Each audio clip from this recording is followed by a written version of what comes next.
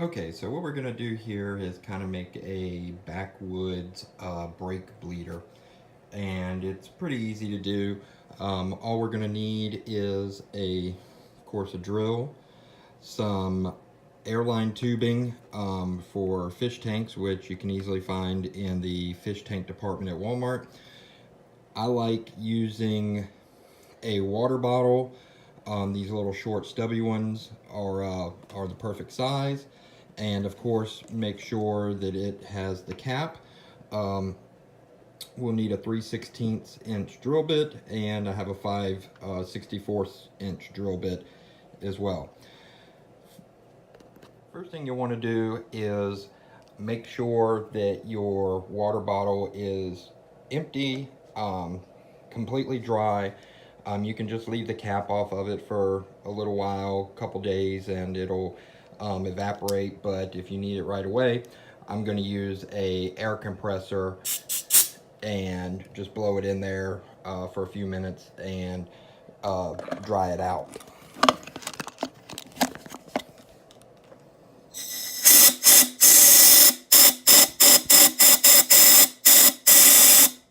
And that'll allow you to get it nice and dry. You might have to do that for a few minutes, and it'll definitely get it nice and dry. Then what you want to do is, using your 3/16 inch drill bit, we'll want to drill a hole here in the center of the cap. Don't drill it while the cap is on the bottle, because then little plastic shavings will get inside the bottle, and we don't want that to happen. So we're just going to drill it here off of the bottle. And there we go. Now we have our 3/16 inch hole. That's going to be for our tubing to go into. Then I have this 5/64. If you don't have that, you can use just something smaller. What we're going to do is just put a secondary hole over on the side to let air out. Then we're going to take our tubing. I got the 8-foot one. That should be definitely long enough for us to do what we want to do.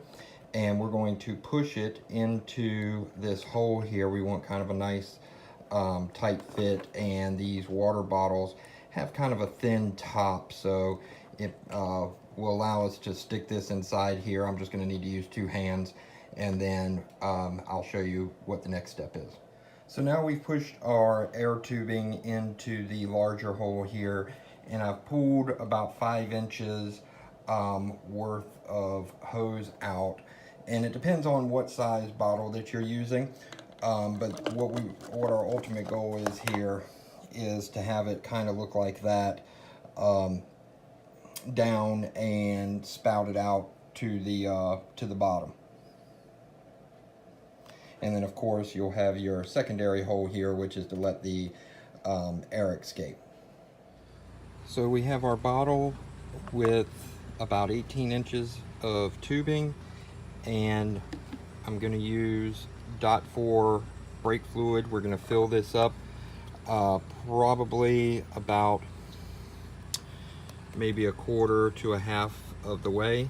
Then we are going to take this end, and on the back side of your tire here there is a valve that'll have a little rubber piece on it, and it's right back over here. This is the driver's side tire, and it is right there. So what you'll do is take your front wheels and turn them all the way to the left. There's no need to take the wheel off or jack the car up. And then remove this little rubber cap, and then we will take our hose and we will put onto the little valve,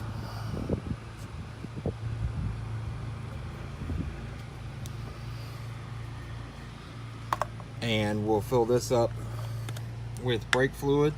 What I found is that the little valve is a little bit larger than our airline tubing, but that's not a problem. What I'm going to do is I'm going to take a little lubricant. I'm going to put a little lubricant on a Phillips head screwdriver. Then I'm going to take this screwdriver and I'm going to insert it into the air hose. That way it'll stretch it out a little bit and lubricate the end so it'll go onto the little nipple better. I've lubricated the screwdriver. I've put the air hose on the end of this Phillips screwdriver that's a little bit larger than the hose, and I'll let it sit there for a minute, kind of stretch it out, and then move over to the brake line nipple, and it should go on a lot easier. Okay, so now we have our hose connected back here to the bleed valve, and we've got it connected to our bottle here. I filled it up with the brake fluid, and I'm going to use a 5/16 wrench to loosen that once the brakes are pumped. And what you'll do is have someone pump the brakes 2 or 3 times and then press and hold to the floor, and then that's when you loosen the valve. Keep holding the brake pedal to the floor and then tighten it back up, and repeat that process about 2 or 3 times to make sure all the air is out of the line. And the reason for the brake fluid in here is so if you have any back feed, it's sucking up brake fluid versus air, because the air will come out here and nothing can get sucked back in except for brake fluid. Alright, so we moved on to the passenger side tire, and I have my wrench on the nipple valve and the hose attached. And whenever we did the pumping, we had filled this about 1/4 of the way, and as you can see, it filled another 1/4 of the way, and that's the excess brake fluid that came out when we were pumping. But you can see that there's no air in the hose. It took us about 3 or 4 times to do it on this side, and you'll just watch the air bubbles come out, and the air bubbles go into here, or the air goes into here. Obviously it comes up through the liquid and can escape through this hole.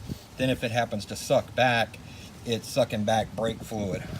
And so now what we'll do is we'll check the under the hood and refill the brake fluid as necessary. And that's how you bleed the brakes on a 2017 Mitsubishi Mirage G4.